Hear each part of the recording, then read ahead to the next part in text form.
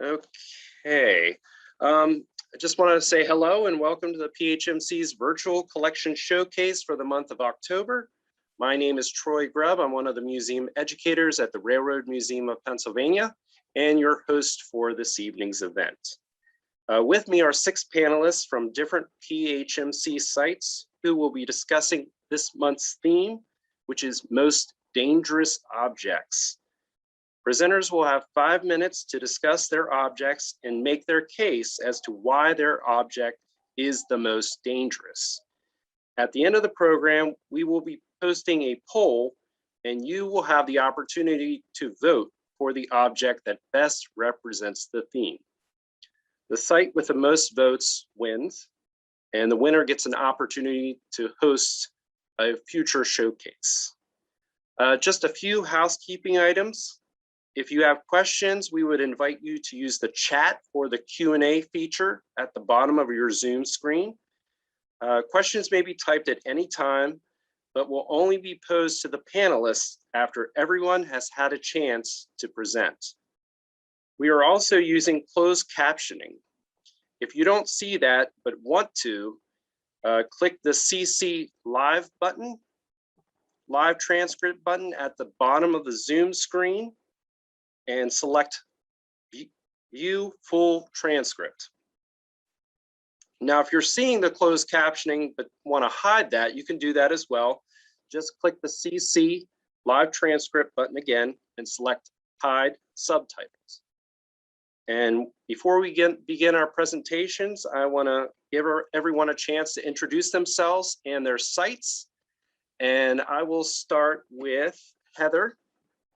If Heather wants to introduce herself and her site. Hi, I'm Heather Hicks. I'm the site administrator for the Daniel Boone Homestead in Burrsboro, Pennsylvania. Okay, and Sarah Bell could not be with us this evening, so I will be presenting Drake Wells' presentation. And Linda. Hi, I'm Linda Bola from the Erie Maritime Museum. All right, and Josh. Hi, I'm Josh Fox. I'm the curator at the Pennsylvania Lumber Museum. Jen? Yep, you're muted, Jen.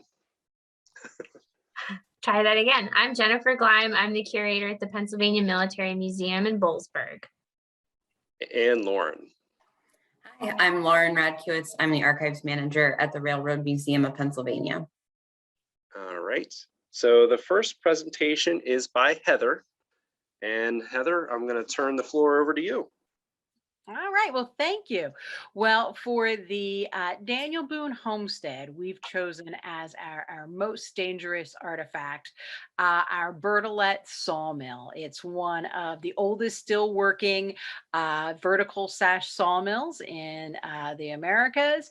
And you can see, when you see our video, you can imagine Bond villains tying innocents to the boards as they're being made.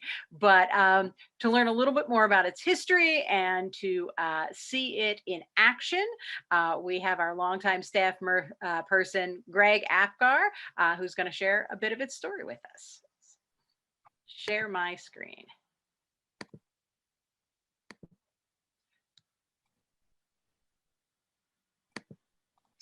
So this is the Bertelette Sawmill. It's an original 18th century sawmill. It's not original to the Daniel Boone Homestead, however. It was moved here in the late 1960s from a site over in Oley, about 7 miles from here. As the name suggests, it was originally built by a family named Bertelette. There's still a lot of Bertelettes living in Oley. It's another branch of the same family that owned our Bertelette log house, which can also be seen here at the homestead. It is 100% water powered. We have a 5-acre lake up here with a dam breast and a valve in the dam, which we opened this morning, which filled this channel of water over here, which fills our tank. And the tank is the key to the power that we need to run the mill. The tank is 10 feet deep, and we're tapping water using this mechanism. We're tapping water off the bottom of the tank with a large gate valve. When you move this lever forward, This rack and pinion will move this timber up, which raises the valve at the bottom of the tank. That opens a slot about 6 inches high or so, and it's 4 or 5 feet wide. It's about as wide as our water wheel. And that slot that opens up is directly in line with the bottom vein on the water wheel. So the water comes out at high velocity, hits that bottom vein on the wheel, and knocks the wheel backwards, which is why this type of wheel is often called an undershot wheel or a flutter wheel. That wheel starts spinning. It's mounted on an iron axle that's sort of longitudinally aligned with the mill. So the wheel would actually be down directly below me here and turning from your perspective in a clockwise fashion. That is mounted on an iron shaft.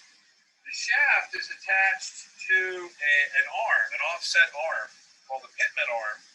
Very similar to the arm you'll see running the wheels on a steam locomotive, only instead of running horizontally, it's running vertically in this case. And the top of that pitman arm is attached with a toggle to the bottom of this wooden frame or sash. A lot of times this is referred to as a sash sawmill. This sash is going to start moving up and down in the same fashion as a window sash. And the blade, our vertical cut saw blade, is simply stretched right down the center of this sash. All right, here we go. We're going to start the mill. A lot of mills like the Bertelette Sawmill. This is a fairly small sawmill. It probably wasn't in everyday operation. It was located on a farm. There were larger mills that were located along rivers and larger bodies of water that probably ran 7 days a week. But a mill like this was probably only run when they had the water power to do it. A lot of times that would be during the spring runoff or in the summertime when you were having heavy rains and a farmer couldn't be out in the field. He could be on his mill, maybe producing some lumber.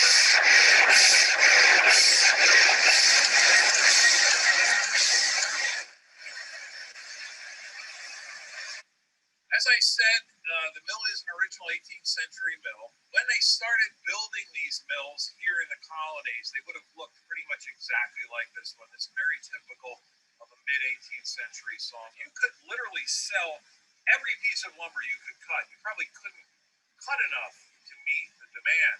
As a matter of fact, there were merchants coming up from Philadelphia, which is only about 45 miles from here.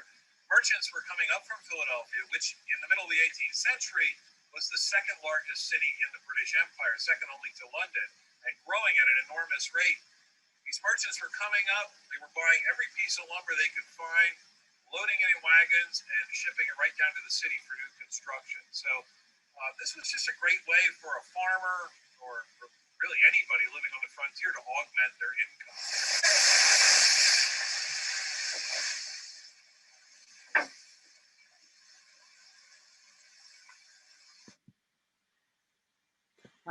So that's why I guess we didn't talk about the damage it could do, but I think it's pretty easy to see with that up and down vertical sawmill how dangerous it could be. So that's for Boone.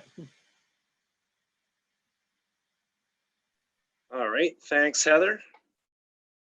And now we're going to go to Drake Wells' presentation, which I will be sharing with you.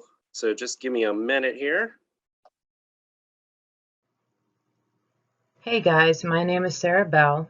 I'm the Museum Collections Inventory Specialist at Drake Well Museum and Park, and I'm here to tell you why the Roberts torpedo is the most dangerous artifact in the PHMC.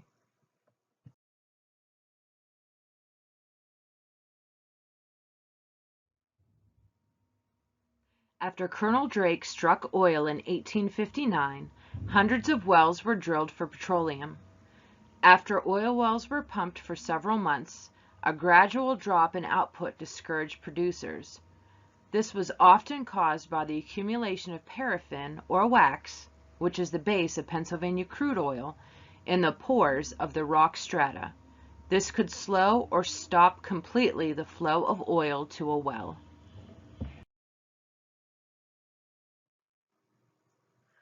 The first wells to experience this problem were abandoned as they were thought to have run dry.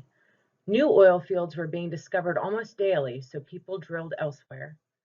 As the problem became more common, a variety of methods were used to scrape out the bore of a well. Acids or naphtha were poured into wells as solvents to break up the paraffin. Water, air, or steam was injected under pressure. Steam was the most effective. Its heat could melt the paraffin, aiding in removal. None of these methods penetrated the rock for more than a few feet. Unless frequently applied, these were temporary solutions.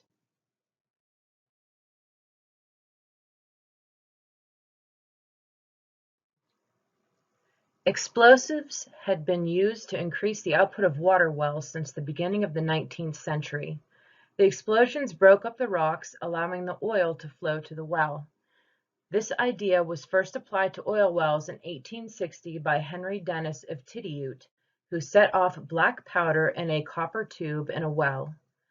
Over the next 5 years, more than 30 wells were shot with varying degrees of success.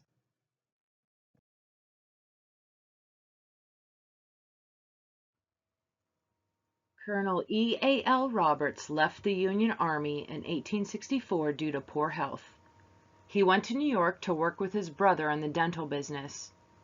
In November of 1864, he applied for a patent, which was finally granted in 1866. Roberts was the first to bring together the use of an explosive, water tamping, and torpedoes to shoot oil wells. This gave him a virtual monopoly on torpedoes.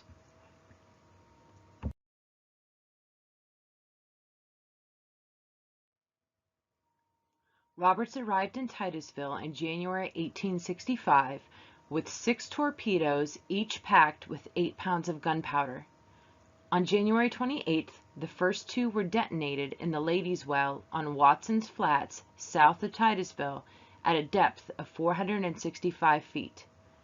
Production rose from only a few barrels a day to more than 40.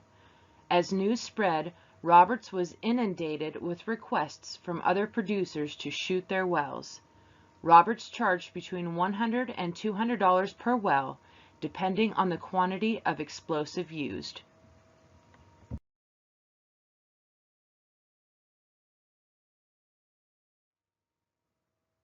Many producers resented Roberts' high fees, so they began to hire men known as moonlighters to shoot their wells in violation of Roberts' patent. At the time of his death in 1881, Roberts was responsible for more civil litigation in defense of a patent and suing those who did not pay the royalty fees than anyone in U.S. history, costing him in excess of $250,000.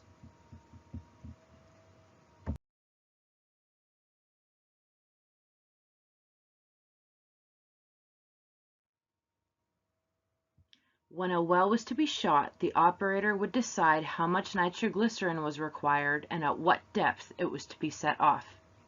This could range from just a few to hundreds of quarts, depending on the well.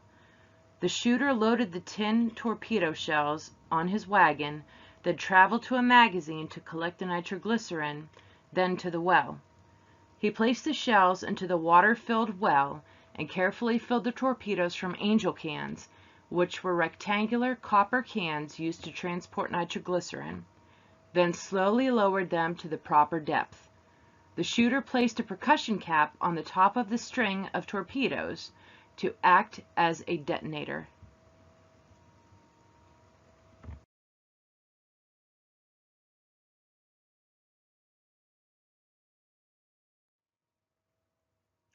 Called a superincumbent water tamp, the water kept the force of the explosion down in the well. Shouting, "Fire in the hole!" the shooter dropped a finned weight, known as a go devil, into the well. Passing through the water, the go devil struck the percussion cap and detonated the nitroglycerin-filled torpedoes.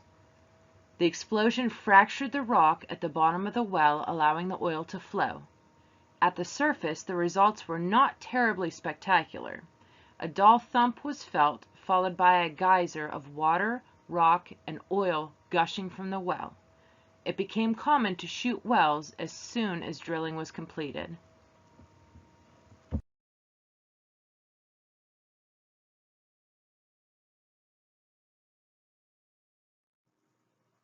Handling nitroglycerin was very dangerous and sometimes led to death.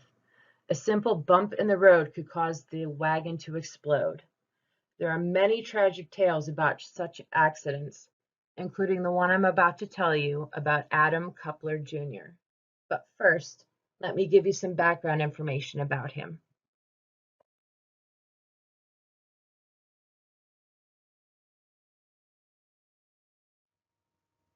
In 1883, the Roberts brothers sold their business to Adam Coupler Jr., who was a former employee. Coupler was the head of the Coupler Torpedo Company at the time of his death in 1903. The company was then taken over by his son-in-law, Clarence Mosier.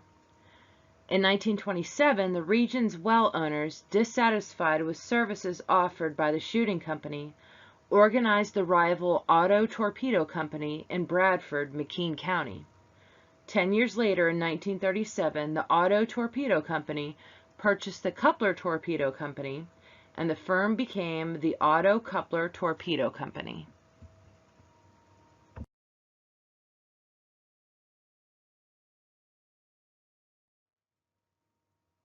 Adam Coupler Jr.'s death was just one of many due to the use of nitroglycerin in shooting wells. As written in the Indiana Democrat, Indiana, Pennsylvania, on Wednesday, October 21, 1903, he met a frightful death. Nitroglycerin manufacturer blown up while on the highway. Adam Coupler Jr., head of the torpedo firm of C.A. Coupler and Company of Titusville, Pennsylvania, and one of the firm of the Clarendon Torpedo Company of Clarendon, PA, was killed by the premature explosion of 10 quarts of nitroglycerin. Mr. Coupler had left the city but a few minutes and got beyond East Titusville when his vehicle struck an obstruction in the road, causing an explosion. The body of Coupler shot into the air, passing through branches of a large oak and alighting headless and legless some 30 yards distant. The vehicle was completely demolished and one of the horses so badly injured that it had to be killed.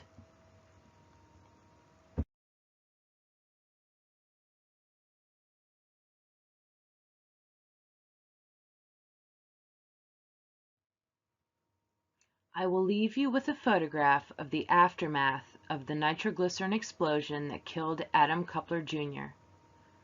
This is why the Roberts torpedo is the most dangerous artifact in the PHMC.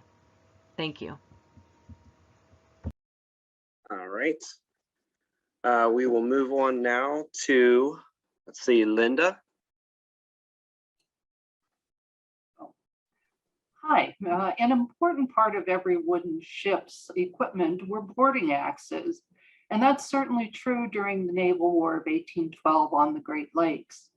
The design of the boarding axe varies from country to country and does evolve over time, as you'll see in some of the examples I present. This replica I'm holding, get that a good view, has characteristics common to all designs. One is the curved blade. This will cut small pieces of rope very effectively.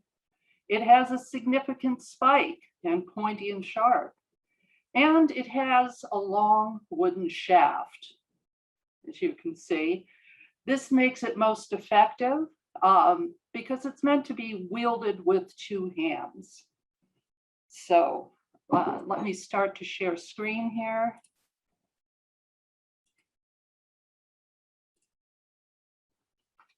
And I can tell you a little bit more. The boarding axe, they're known for their use as a naval combat tool, used to physically disable your opponent's vessel, despite what you see. Oh, it's not letting me. There we go. Despite what you see here, the axe was not designed for hand-to-hand combat, although it could be used that way. The boarding axe is actually a pretty versatile tool in a naval boarding action. It can be used to cut through the nets that are set to keep you and your better armed shipmates from boarding in the first place.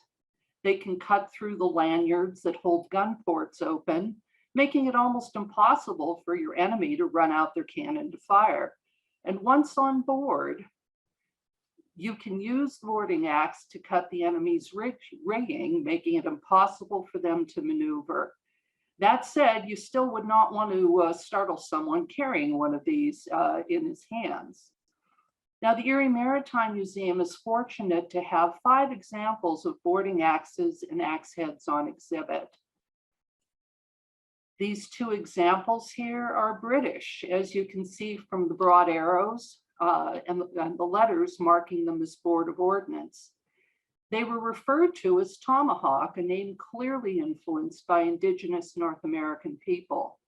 They may date from as early as the 18th century through the first half of the 19th century, but without maker's marks to help narrow down the dates made or information about where these were found, it's difficult to say, but these are appropriate to represent what was still in use during the War of 1812.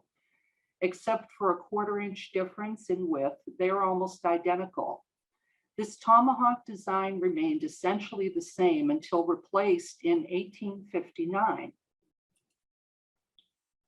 The fledgling United States Navy is using very much the same design as the British, but at the very end of the 18th century and through the War of 1812, our Navy makes significant changes to the design of the boarding axe.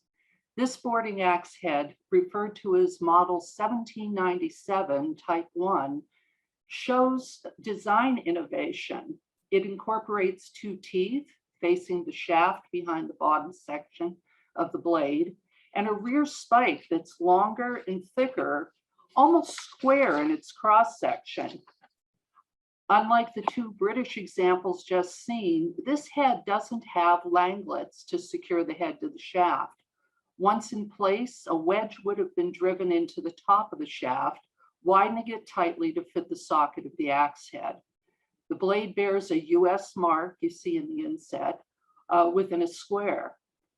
This Model 1797 boarding axe has been seen in underwater photos of the ships Hamilton and Scourge, 2 US Navy vessels that were sunk in bad weather on Lake Ontario in August of 1813. So it is well documented to have been in use on the Great Lakes. Now, this Type 3 US Navy boarding axe shows further design development. A single tooth is cut into the bottom of the axe blade facing downward, and the spike is narrower with more of a downward curve. This model does use langlets secured by 3 rivets to hold the blade of the shaft, but they were a separate piece attached to a socket that holds the head in place. In the earlier Model 2, as with the British tomahawk, the langlets are part of the head. This blade is marked US with NYW below to indicate that it was made at the Navy Yard in Washington. Below that, the initials JT for Captain Joseph Tarbell, US Navy Inspector of Arms from 1798 to 1815. Finally, we have our 5th piece here, discovered by a mud dredge in the channel off Kelly's Island, Ohio, near the site of the Battle of Lake Erie. While its location would imply that it could be part of the equipment on either the British or the American squadrons in the Battle of Lake Erie, further research is needed, as this boarding axe head silhouette very much represents the British 1859 design. Now, the boarding axe is proven to be formidable in action, but in truth, it seems to be more important after action. Prior to any possible boarding action, various objects shot from your opponent's cannon were also designed to bring down your own ship's masts and rigging, creating dangerous debris on deck, or as you see in this image, a sea anchor dragging behind and hampering your mobility. Masses of ropes and canvas needed to be cleared, and the curved blade of the boarding axe helped cut these masses pretty effectively. The rear spike grabbed into the tangles, and with its long shaft, gave needed leverage to quickly drag debris away. And finally, we must remember the danger of fire on board ship. Made of wood, rope, canvas, and dressed with highly combustible paints, tars, tallows, and oils. And don't forget, we're carrying a magazine full of gunpowder. The ships from this era were just a small spark away from conflagration on any given day. The value of a boarding axe as a fire suppression tool made it invaluable in all ships. And perhaps it's time to recognize Erie Maritime Museum's arguably most dangerous weapon as an irreplaceable tool, recognizable today on any fire truck. And I'd like to thank both the publisher of William Gilkerson's works and David Lee for use of images. Our 1797 boarding axe head will feature in an upcoming article by Mr. Lee, published in the Royal Armories Journal. So thank you very much. All right, thank you, Linda. And next up is Josh. Go ahead, Josh. All right, let me get the mood. As we share.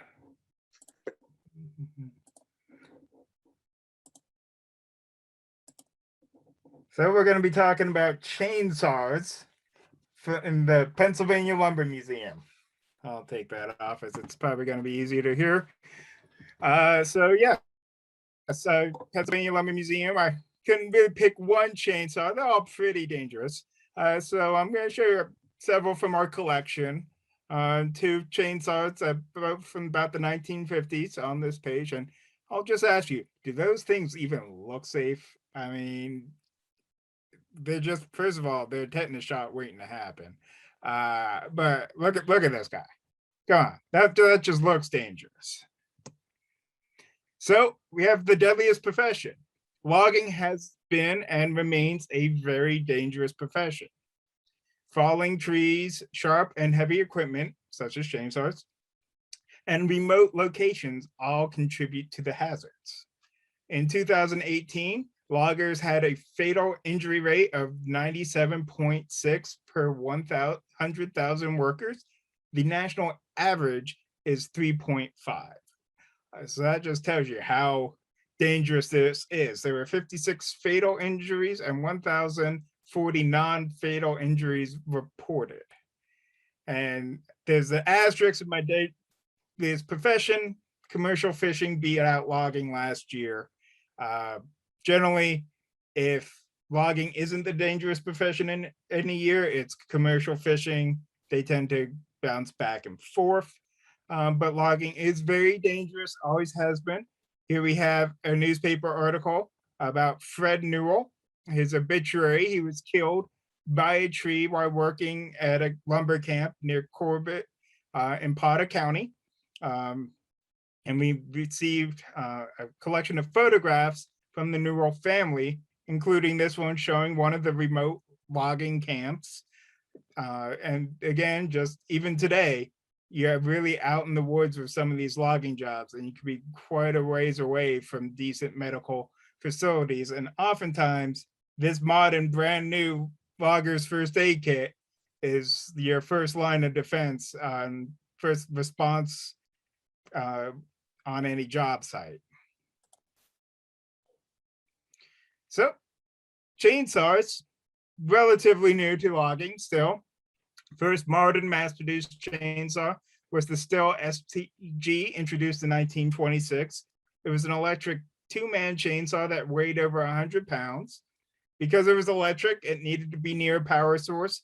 So it was pretty much limited to sawmills and lumber yards or construction sites. But then the next year, the Dolmar Company introduced the fast mass-produced gas-powered chainsaw, also two-man. In America, commercial and even personal chainsaws really started to take off after World War II. Not too surprisingly, the chainsaws from those two early German manufacturers were not available in the United States during World War II for some reason. But we still have some of these saws, early saws. So this is a Maul Tool Company Model 7 from the late 1940s. Again, just like that STG, this saw is over 100 pounds. So in addition to being a whirling blade, it is a very heavy whirling blade. And even this early McCulloch Model 47 from the early 1950s, it's a individual one-man saw, but it's still about a 26-pound saw. So you're dealing with a lot of weight too. So cuts more than just trees. According to the CDC, there are approximately 36,000 people treated in ERs for chainsaw injuries every year. And we have a little diagram showing some of the locations of the head injuries. This is for the year 2004. And one of the biggest causes of injury is chainsaw kickback. And that's when either the tip of the blade strikes an object or the blade gets pinched in wood. We can maybe see what happens when a chainsaw kicks back. That's what you might be able to see it in today, but I stopped it for a minute after it clicked on.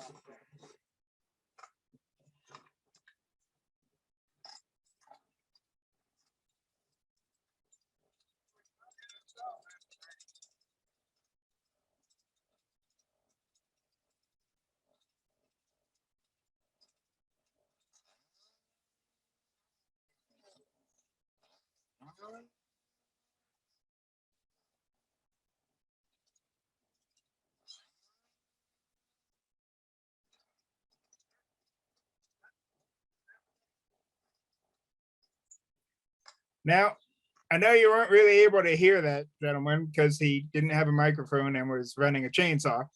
But the important thing was to notice how that saw kicked out on him. Now, imagine that was happening when you least expected it, and you can see how that could be the leading cause of chainsaw injuries. So, some safety equipment that could be used to help mitigate the risks of using chainsaw. This chainsaw gear that you can see here, the safety gear, is donated by the Pennsylvania Sustainable Forest Initiative Implementation Committee. Basically, these guys come to our museum and they put on classes about forestry issues, including chainsaw safety. And they were kind of appalled that we didn't have any safety gear on display. So they generously donated some to us, which was great. I will take things. It's fine. We love representation. So you can see the safety gear includes a hard hat, visor, hearing protection, eye protection, a cut resistant jacket, chainsaw chaps to help cut resistant, help protect your legs, as well as heavy rubber boots and work gloves. Now, though, I ask you, how often have you seen someone using a chainsaw wearing all of this? I know I haven't seen it very often. Now here we have another picture of an early chainsaw, a Distant and Son model, KB7AY.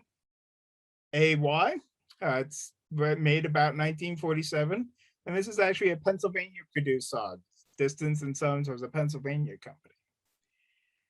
And finally, it's the Texas Chainsaw Massacre. It's not the Texas Chain Coupler Massacre. It's not the Texas Roberts Torpedo Massacre. I mean, if we're talking most dangerous item here, which one's been highlighted in all of these horror movies? So I think that just is making my argument for me about the most dangerous artifact in a PHMC collection. So thanks for listening. Couple more 50s eras chainsaws for you. And as you can see, Clark Griswold is not practicing good chainsaw safety. So thanks for listening. All right, thank you, Josh. Very appropriate for this time of year. So with that, I will move on to Jen. Actually had a hard time choosing for this because of the 10,000 plus objects in our museum collection. Nearly all of them are designed to kill or grievously injure people. So this was not an easy choice, but I'll show you what I've decided to talk about today.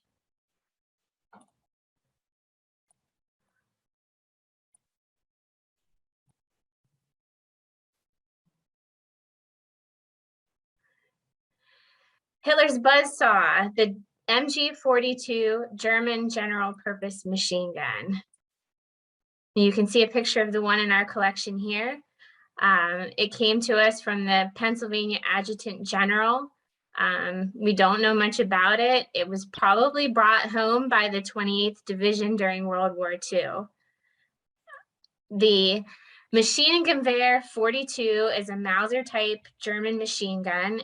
That means it's a type of belt fed machine gun. It entered production in 1942 and was used extensively by the Wehrmacht and the Waffen SS during World War II. The Wehrmacht is the term that's used to describe the unified armed forces of Nazi Germany.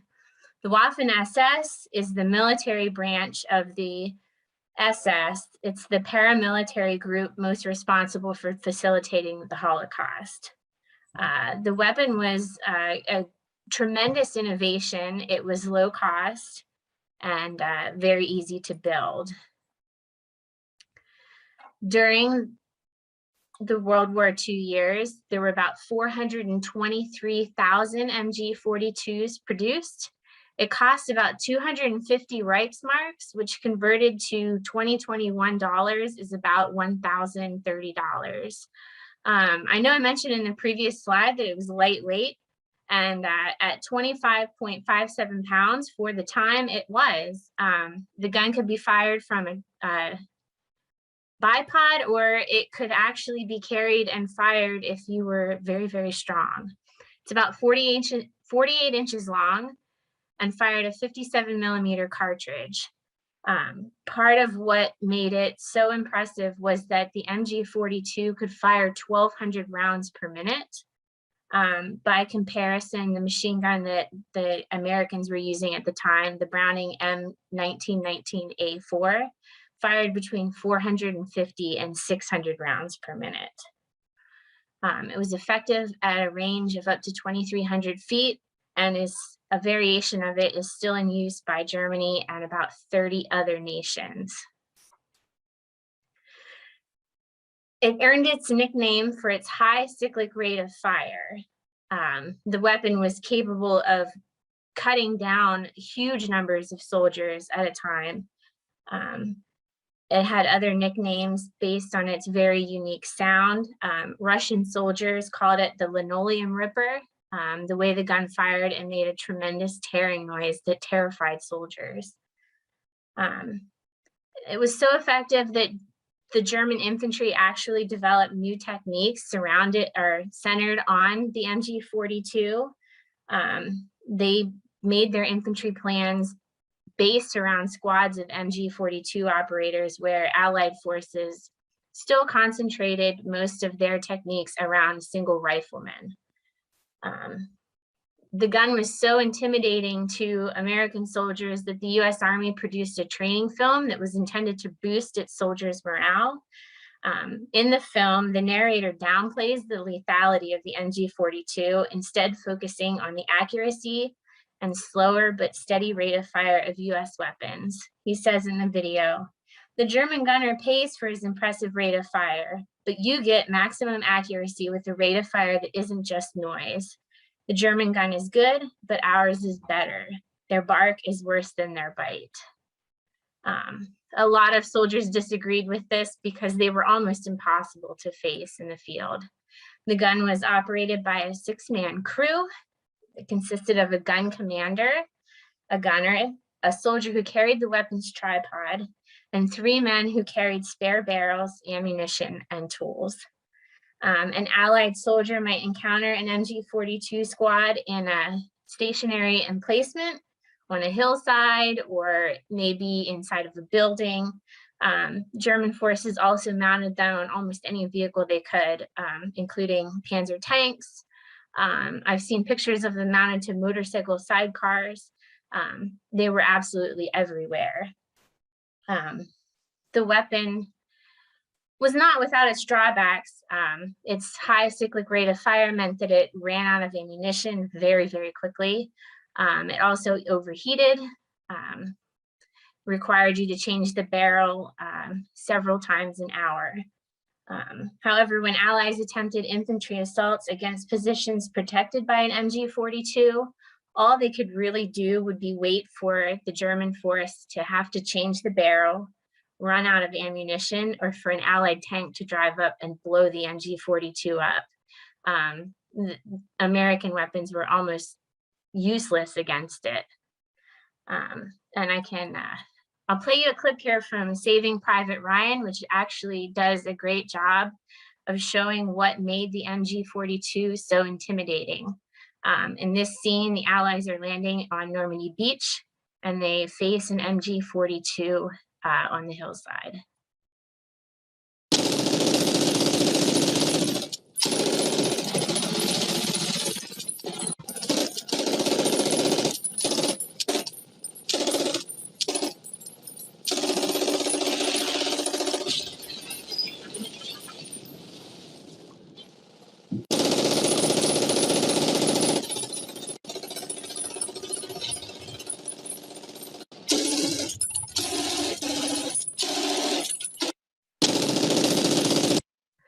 So as you can see, it might not be the deadliest weapon in the world, but it was pretty scary. So that's the end of my presentation. All right, thank you, Jen. And last up, we have Lauren Radkowitz. Go ahead, Lauren. Okay, I'm gonna share my screen. And so I'm Lauren Radkowitz. I'm the archives manager at the Railroad Museum of Pennsylvania. Sorry, I just have to fix something really fast. And so when we were talking about what we wanted to do, we were having a little bit of trouble deciding what to choose from our site because trains and railroading were historically dangerous. And continue to be so. So I'd like to take a moment now to remind everybody to please stay safe around trains. If you'd like more information on railroad safety, you can visit Operation Lifesaver at oli.org. And after a lot of discussion, what we decided to present on for the most dangerous object for Railroad Museum might surprise you. We went with couplers, and specifically Lincoln pin couplers. So this one you can see is our example that we're using. There's not a ton of information on this particular object, but it is a perfect representation of what was used on railroads throughout the United States in the 19th century. So we really could have chosen anyone. We went ahead and settled on this Lincoln pin coupler. Very briefly, for anybody who might not know, couplers are the part that connect the train cars or the locomotives together. You can see silhouetted in this picture here, those pieces that are connecting the train cars are the couplers. So how does coupling work? So on the left-hand side, we see the Lincoln pin coupler. Coupling a train this way required a brakeman to stand between moving cars while holding an iron loop or link. The link was guided into a coupler pocket and a pin inserted to secure the connection. On the right-hand side, we see a knuckle coupler. This is also referred to as automatic couplers. This is what you'll see today. And the knuckles engage and the pin drops automatically, eliminating the need for a brakeman to do the physical connecting. And you can see just by these pictures what a difference this makes in the different kinds of couplers. One is very involved human interaction. The other one, not as much. Very briefly, I want to show you us moving some equipment in our yard about a month ago. I think it's very easy to get confused with like the magnetic trains that we have and how they just magnet together. That's really not the case, and you'll see here.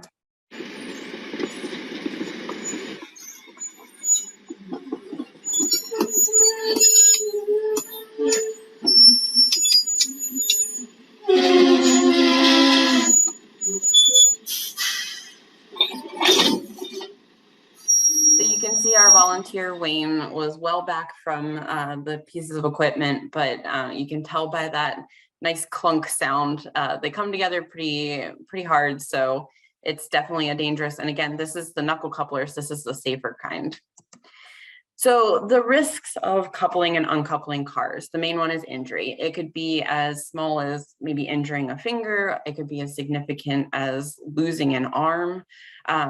It could result in death. So cars moving together commonly could crush someone in between them. And I really want to highlight the year 1893. In that year, 433 railroad employees were killed from uncoupling and coupling accidents, and over 11,000 employees were injured throughout the United States. And I want to really stress too that these are accidents.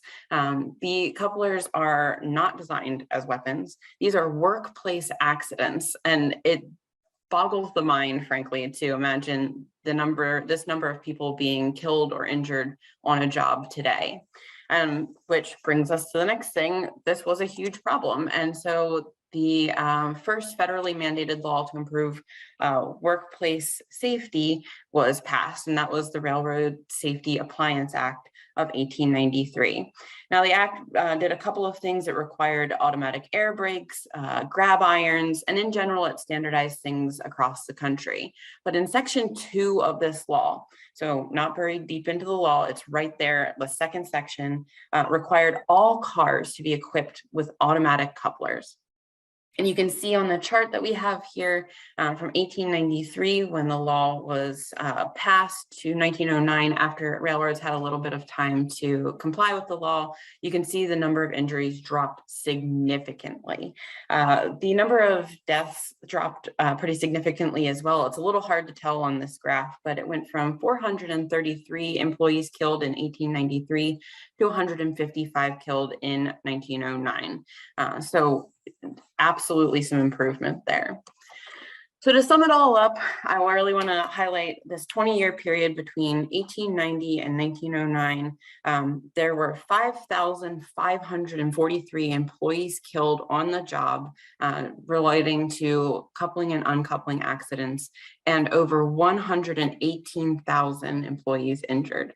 Again, these are accidents that happened on the workplace, and I think this all kind of points to why we can prove that couplers are a top contender for the title of most dangerous object.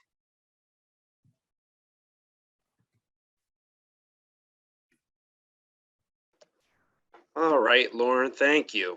Now is our question and answer time. So if you have a question, go ahead and put it in the Q&A, or you can click the chat button and type your question into the chat. We just have a couple comments here from Mr. Lawson. 6-person crew for MG42 when used on a tripod in a heavy weapons unit. 2-person crew when used with a bipod as a squad weapon. Okay. And then another comment here. It was said that you could tell an experienced brakeman if he was missing some fingers.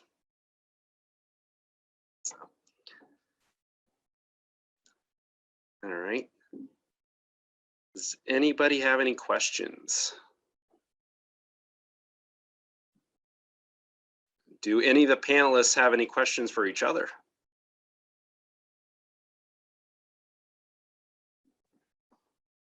Okay, and Amy Fox dropped into the chat. You can visit these and all the sites on the PA Trails of History by checking out the website that she posted. Okay, anybody have any questions?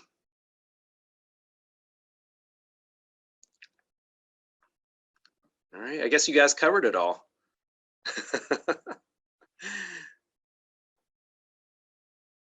Okay, and we have a comment here, nice variety of items. Love the multi-museum presentation. Okay, and we do have a question here. Did not the German crews support the machine gun and the American troops? The machine gun supported the troops. Yeah, that's right. Okay. That's a good way to describe it. All right. Okay, all good presentations. Another difficult choice. I have to agree with that. Okay. Seeing no questions, I am going to post the poll, and I'm going to give you guys some time to go ahead and select the item that you feel is the most dangerous. Okay, so let me set up the poll here.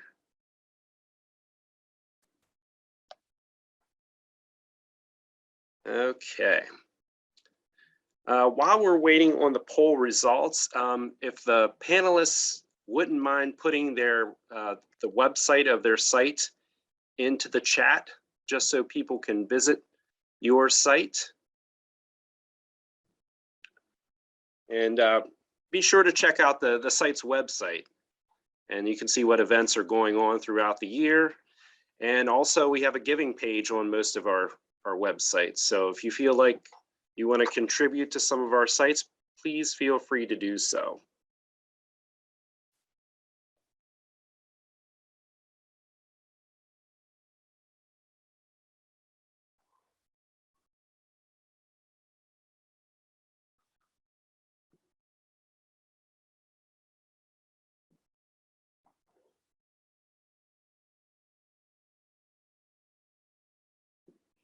Okay, we just have a few more folks that need to vote.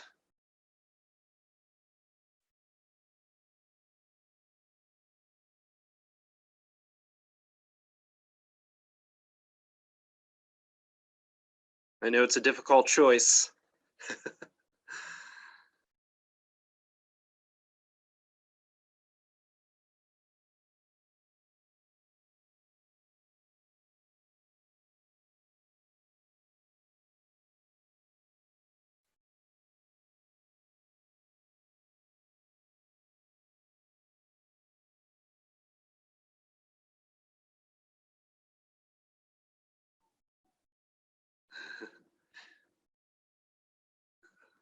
All right, a couple comments here.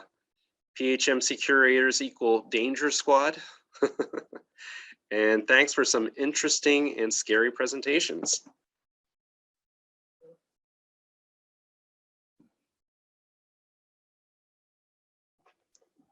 All right.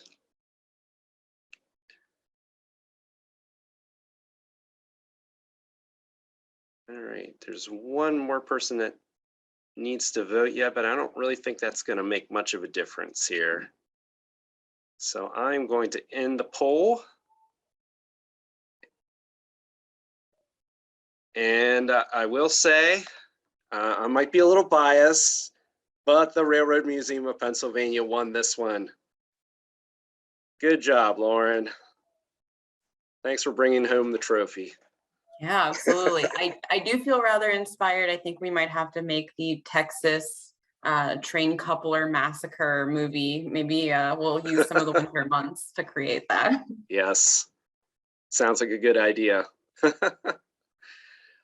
All right, I just want to thank all of our panelists and all of our guests for joining us this evening, and have a great rest of your evening and a great rest of your week. And we hope to see you at our next presentation. Thank you very much.